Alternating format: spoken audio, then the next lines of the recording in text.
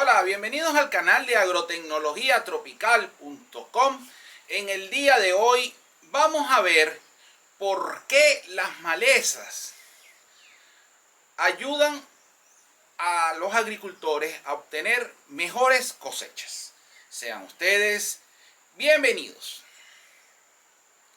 Recientemente hicimos un video donde explicábamos cómo hacer que las malezas trabajaran a nuestro favor. Ahora vamos a ver el por qué. ¿Qué está detrás de esa situación? Lo primero que tenemos que tener claro es el concepto de malezas. Y malezas, la definición tradicional, son plantas que compiten por agua, luz y nutrientes con los cultivos.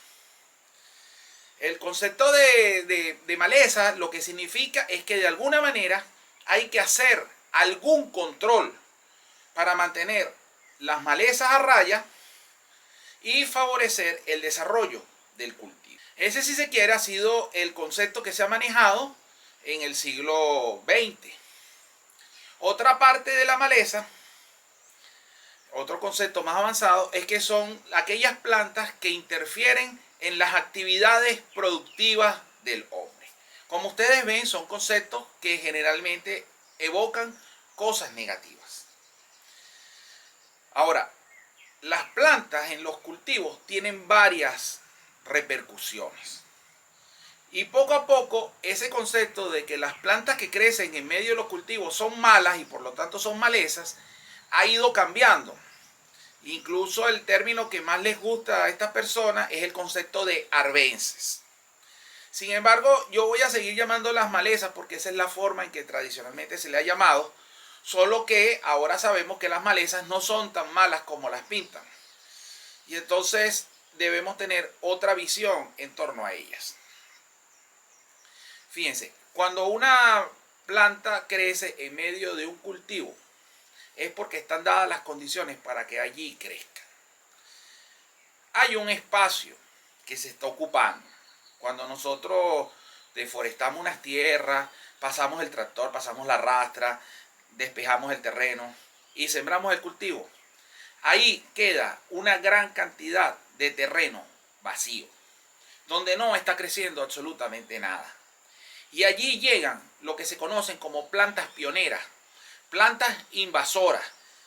Son las primeras plantas que llegan a un lote de tierra, donde empieza el proceso de regeneración. ¿De regeneración de qué? Regeneración del bosque, porque el clímax de un terreno es un bosque, que va a ser más o menos desarrollado dependiendo de la cantidad de recursos que se disponga.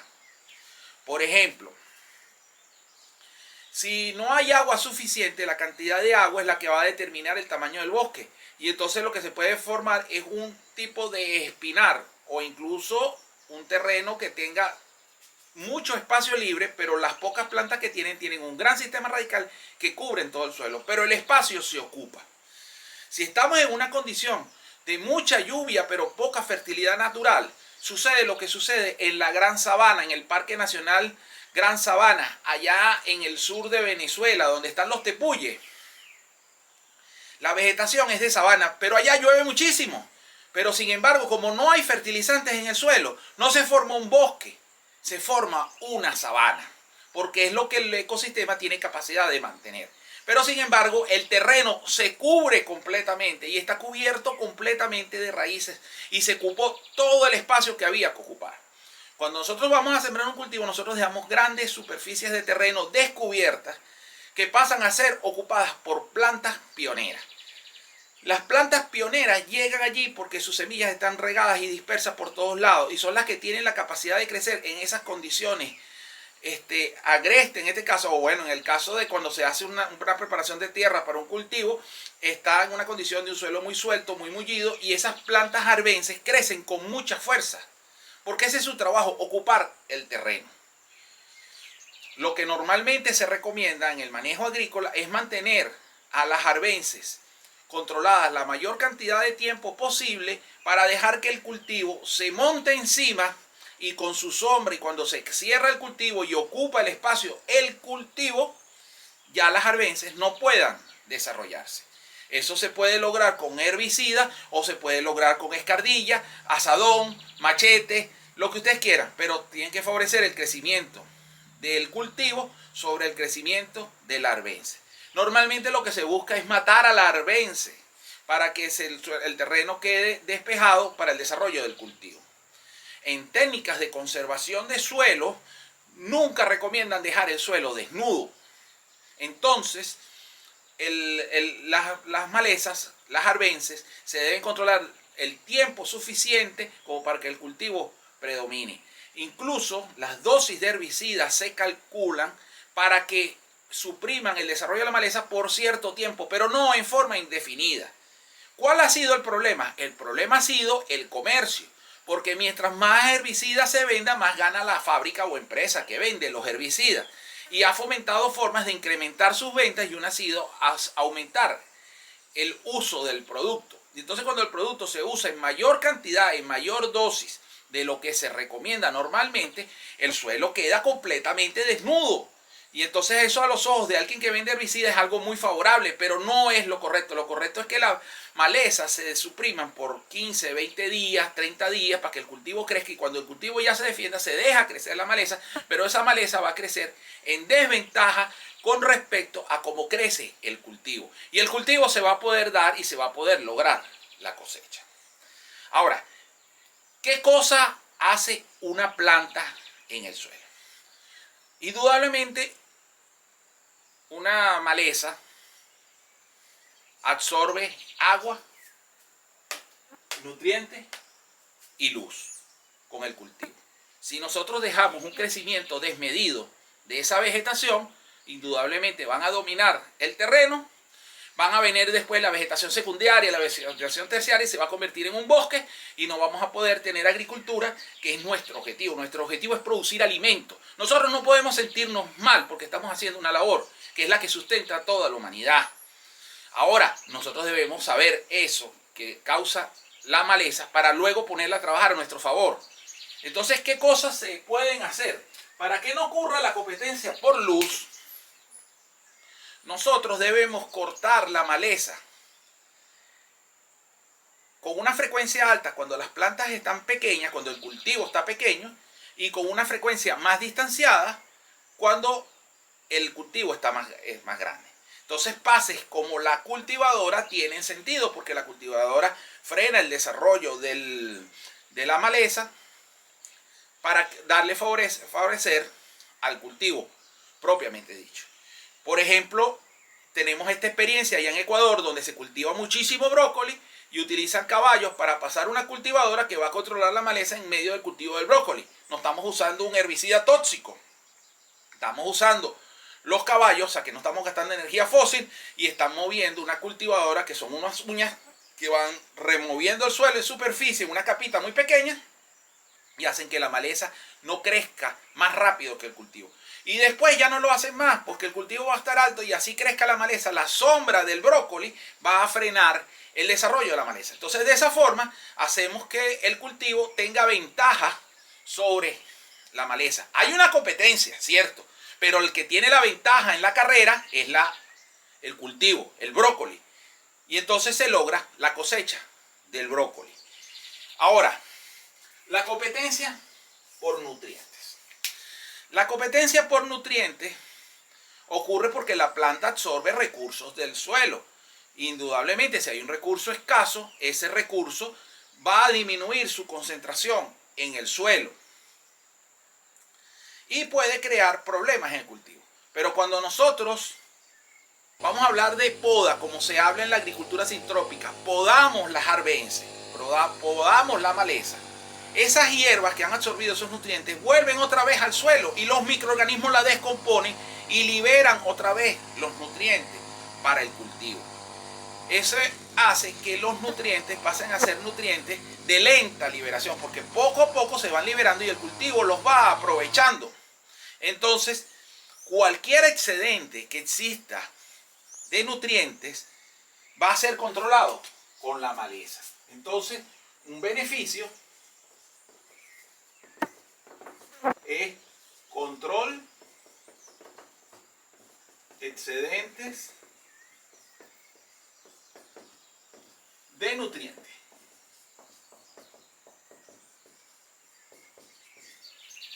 No coloco fertilizantes porque los fertilizantes no necesariamente son las fuentes de los nutrientes. La fuente de los nutrientes puede ser la materia orgánica en descomposición. Y si esa materia orgánica en descomposición libera los nutrientes por medio de la actividad de los microorganismos, si no hay una vegetación que los vuelva a capturar, que puede ser el cultivo, puede ser las malezas, esos nutrientes se pierden del ecosistema. En el caso del nitrógeno, se convierte en nitrato y se pierde por lixiviación.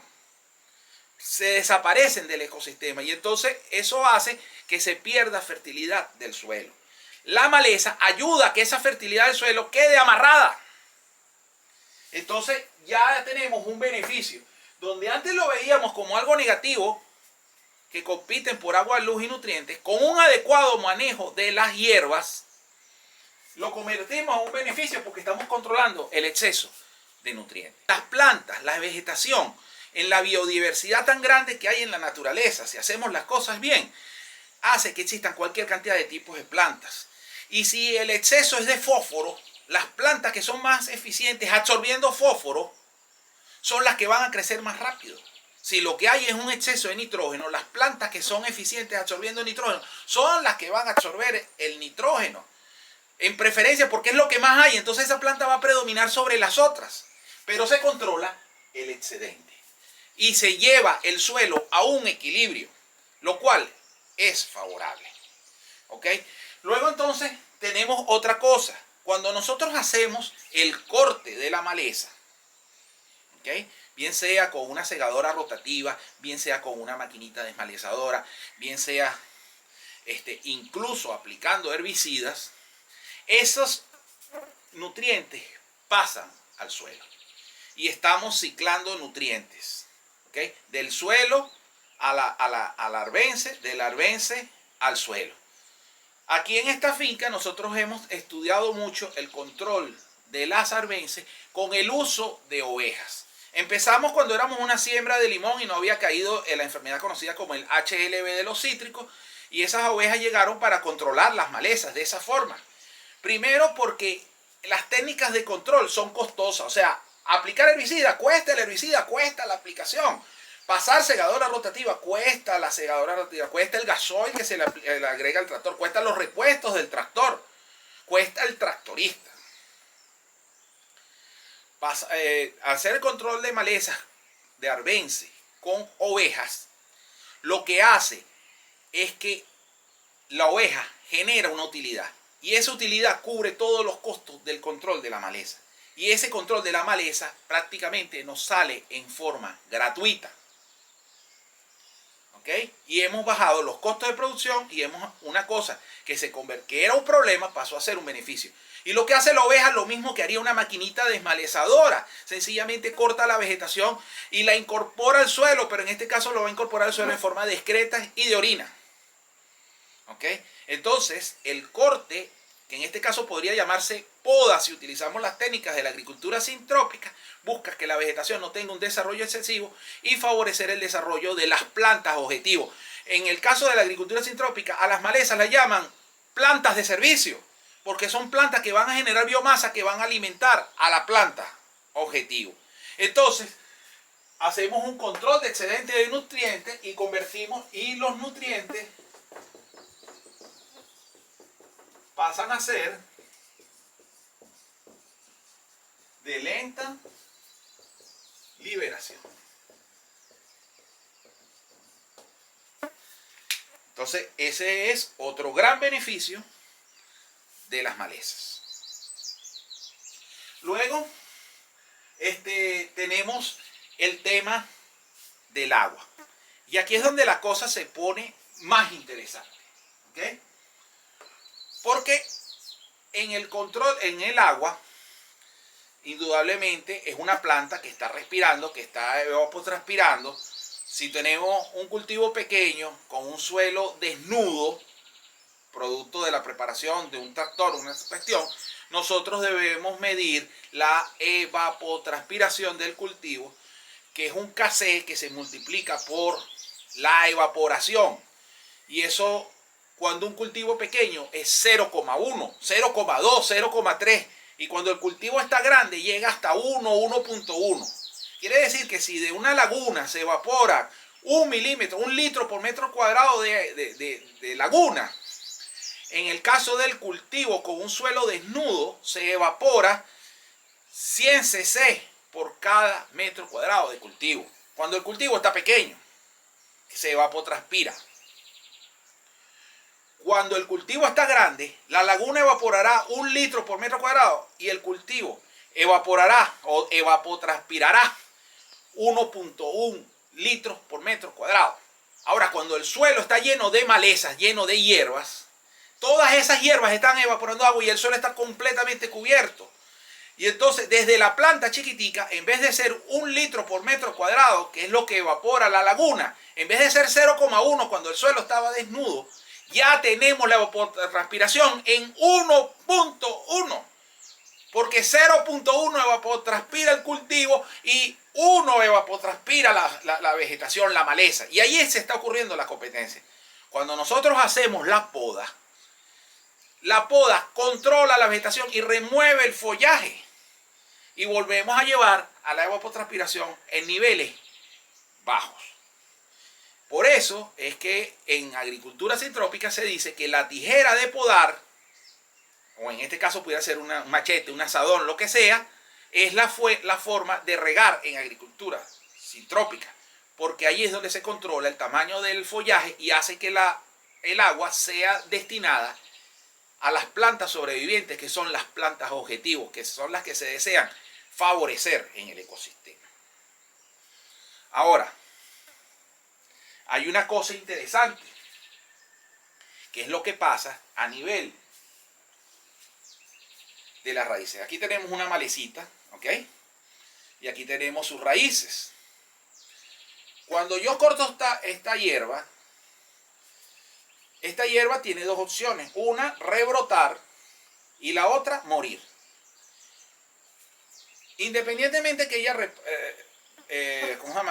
decida rebrotar o morir, estas raíces, muchas de ellas van a morir. Porque cuando nosotros hacemos la poda aérea, a nivel radical ocurre una autopoda. Y esta raíz que estaba teniendo esta forma, ella muere. Y al morirse, después se descompone por la acción de los microorganismos. Incluso pueden venir las lombrices y comerse todos esos restos que generan allí. Pero allí se formó una galería.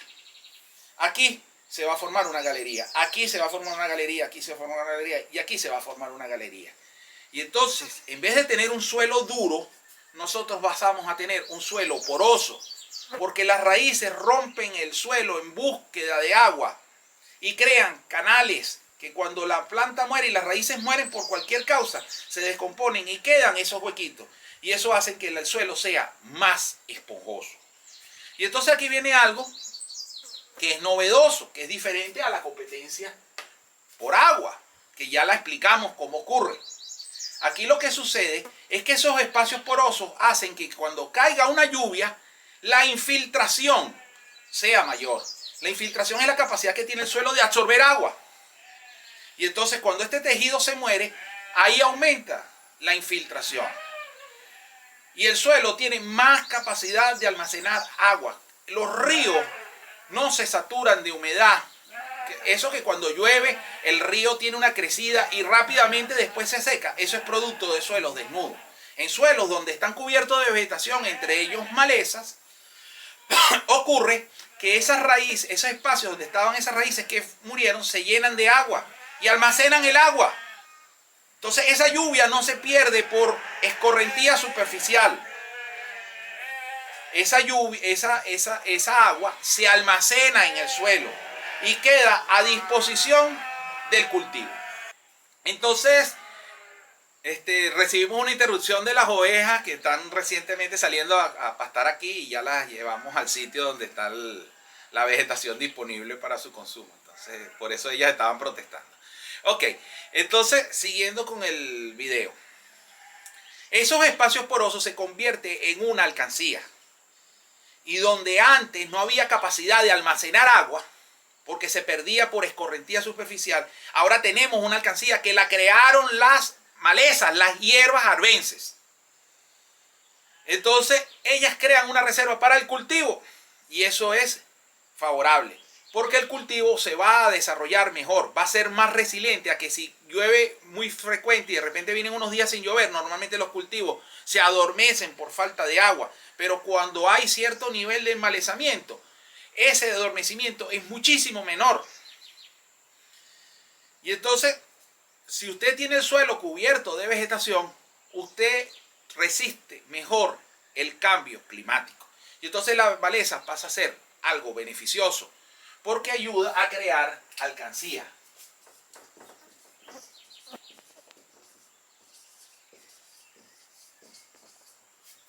Alcancía de agua, aumentando la capilaridad, que son los huecos capilares que se forman en el suelo, los macroporos. El suelo se rompe en profundidad gracias a la actividad de las hierbas, de las mal conocidas malas hierbas, las plantas arbences, las que nosotros en este video estamos llamando malezas, para llamarlo como ustedes están acostumbrados a que les sean llamadas. Entonces, ese es otro beneficio que generan las plantas arbences dentro de un cultivo. Están creando una alcancía de agua en el suelo, están mejorando la capacidad de absorción de agua del suelo. Luego hay otra cosa que ocurre cuando llueve y no hay hierbas que protejan el suelo, y es la erosión. La erosión es cuando se forman esas corrientes de agua que trasladan las partículas que se ven de color marrón y que le dan ese tinte de color marrón al agua en los ríos. Sedimentos. Esos vienen de las tierras que tienen los suelos desnudos. Porque cuando hay vegetación en el suelo que cubre el suelo, en la misma vegetación sostiene la tierra y evita que ocurra la erosión. Frenan la velocidad del agua superficial para que no corra tan rápido, y eso evita que el agua pueda trasladar los nutrientes, los suelos, los sedimentos. Fíjense cómo cuando arrancamos esta planta, la planta se vino con tierra. Eso se viene con tierra porque la amarra. La raíz está amarrando el suelo y eso hace que la erosión sea prácticamente imposible.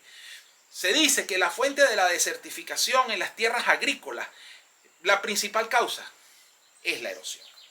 Entonces, una cosa que hacen las malezas es control de la erosión. ¿Ok? Entonces, ese es otro beneficio que está creando la vegetación, las plantas arbences, las conocidas como malezas. Por eso es que es recomendable siempre hacer podas antes de hacer intervención en el suelo para levantar el suelo y disturbarlo. ¿Ok? Entonces, ya estamos viendo una serie de beneficios que está generando las raíces en el suelo. Ahora vamos a ver lo que ocurre a nivel microbiológico. Fíjense ustedes, si ustedes tienen un terreno donde solo hay sembrado brócoli,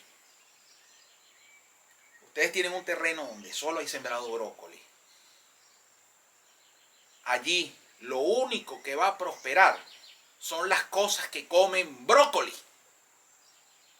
Si llega algo que come otra cosa, no va a prosperar y va a morir. Se va a morir de hambre. Pero todas las cosas que comen brócoli van a sobrevivir.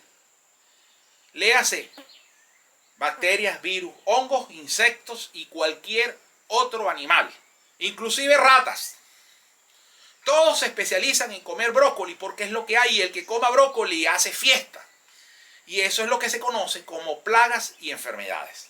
Producto de sembrar un monocultivo, una sola cosa. Cuando usted deja que se desarrollen las hierbas, las conocidas malezas, esas hierbas van a generar una biodiversidad, una fuente de alimentos diversa. Y allí va a sobrevivir no solo el que come brócoli, sino que el que come bledo, el que come cilantro, el que come paja, cualquier cantidad de especies muy diferentes.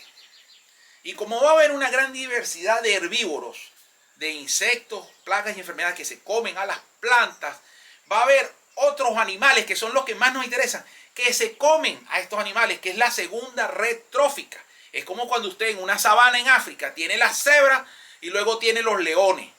Si no tiene cebras, no va a tener leones. Por más que usted quiera, no va a tener leones. Usted necesita primero las cebras. Y las cebras son los herbívoros que se están comiendo las hierbas. En este caso, si usted tiene brócoli, van a ser herbívoros especializados en brócoli. Si usted tiene una diversidad de plantas, que son las arbences, usted va a tener una diversidad de herbívoros. No solo va a tener los herbívoros que comen brócoli, va a tener muchos herbívoros. Que usted no solo va a tener leones, va a tener tigres, va a tener pumas, va a tener jaguares, va a tener chitas. Toda una serie de animales que se comen los herbívoros y controlan la población de herbívoros. Y de esa forma usted frena el desarrollo de plagas y enfermedades, porque se crean la posibilidad de que vivan otros animales que van a mantener toda la población viva. Porque no solo va a tener hierba, va a tener cebra, pero también va a tener cachicamo, va a tener armadillo, va a tener osos hormigueros, usted va a tener cualquier cantidad de cualquier cantidad de animales que comen las hierbas. Y eso va a hacer que exista una gran diversidad de carnívoros. Y eso es lo que le va a dar la ventaja competitiva. Lo que va a hacer que la hierba ya no está compitiendo solo por agua, luz y nutrientes, sino a la vez la está ayudando a defenderse contra el ataque de plagas y enfermedades.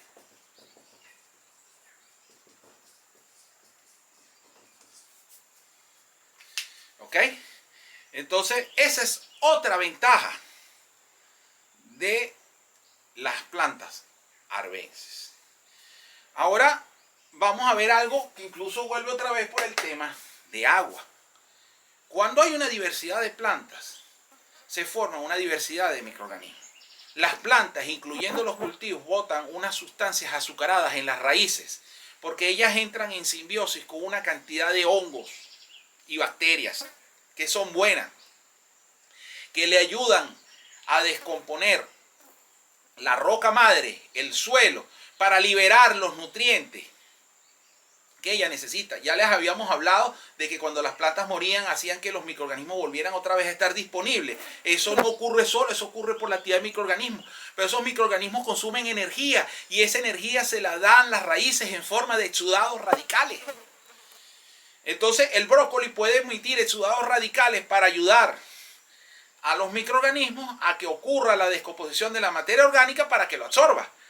Pero cuando hay una diversidad de plantas, es una diversidad de exudados radicales y que permite, al igual que como hablamos con el caso de la cera, una diversidad de microorganismos descomponiendo el suelo. Y hay distintos microorganismos creciendo allí en ese suelo que están liberando los nutrientes para las plantas. Pero dentro de esos microorganismos hay uno que es muy importante, que son las micorrizas. Las micorrizas son hongos que se asocian con la planta, se asocian con las raíces, llegan a un convenio, se dan la mano, mucho gusto, y cierran un contrato. Ese contrato es, tú me vas a dar exudados radicales a mí, me vas a dar azúcares, me vas a dar vitaminas, me vas a dar minerales que tú vas a hacer con la fotosíntesis. Y yo, micorriza, me voy a encargar de buscar por todo el suelo comida para ti. Y entonces las micorrizas, como son microscópicas, se pueden meter por huecos por donde las raíces no entran. Y sacan el agua y los nutrientes mucho más allá de lo que pueden hacer las raíces por sí mismas. Y eso hace que la planta sea muchísimo más resistente al estrés hídrico, a la falta de agua. Porque las micorrizas tienen la capacidad de sacar el agua de donde las raíces no tienen capacidad. Y esa es otra gran ventaja. Entonces ponemos asociaciones con microorganismos.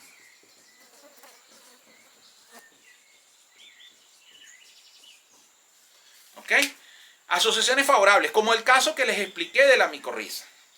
Pero también puede haber asociaciones de diversos tipos favorables. Por ejemplo, si nosotros tenemos un cultivo de brócoli, lo tenemos completamente sin vegetación arbense, allí se desarrolla solo lo que es capaz de vivir a costillas del brócoli. Allí pueden llegar hongos que afectan a las raíces. Pudiéramos hablar de Phytophthora, podemos hablar de Phytium, podemos hablar de Fusarium, que te afectan a las raíces del brócoli. Cuando tenemos una diversidad de plantas y se forma aquel ecosistema de cualquier cantidad de microorganismos, se crea una diversidad tan grande que se ocupan los espacios que impiden, que protegen, llegan los microorganismos que se fijan y empiezan a hacer asociaciones entre las plantas arbenses y las plantas y los cultivos, ¿verdad? Que impiden que los hongos, conocidos como hongos malos, afecten a la planta porque la están protegiendo. Y entonces vuelven otra vez los leones.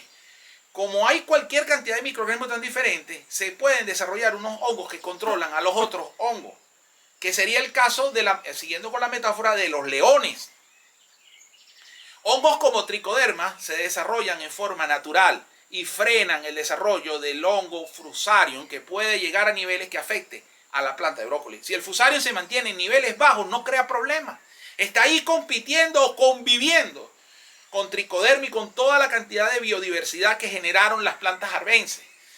Pero si está en forma deficitaria, o sea, que solo hay brócoli, el Fusarium tiene una ventaja sobre los demás y se convierte en predominante y daña el cultivo del brócoli. Entonces, esas asociaciones con microorganismos pasan a ser favorables y el concepto enfermedad causada por Fusarium pasa a tener una segunda relevancia. Entonces, esos son puntos favorables del desarrollo de la biodiversidad, de la presencia de las hierbas como las malezas en el cultivo. Entonces, fíjense que hemos ido colocando beneficios y los hemos ido condensando, comparado con tres cosas que pueden ser negativas. Entonces, ¿qué es más? ¿Esta lista grande que tenemos aquí o estas tres cosas? Competencia por agua, luz y nutrientes. Entonces, ahí vemos que las malezas como tal no son malezas si son bien manejadas. Y el secreto es bien manejada. Y el secreto es en una lección de vida. Vive y deja vivir. Si tú buscas eliminar las malezas, el ecosistema se va a venir en tu contra, en forma de plagas y enfermedades, y cada vez van a necesitar más agroquímicos para controlar tus problemas. Ahora, si tú trabajas con la naturaleza, en este caso, tú estás favoreciendo el desarrollo de los equilibrios. Y los equilibrios te van a permitir lograr cosecha sin perder calidad de producción. Pero eso no significa dejar las malezas crecer a sus anchas.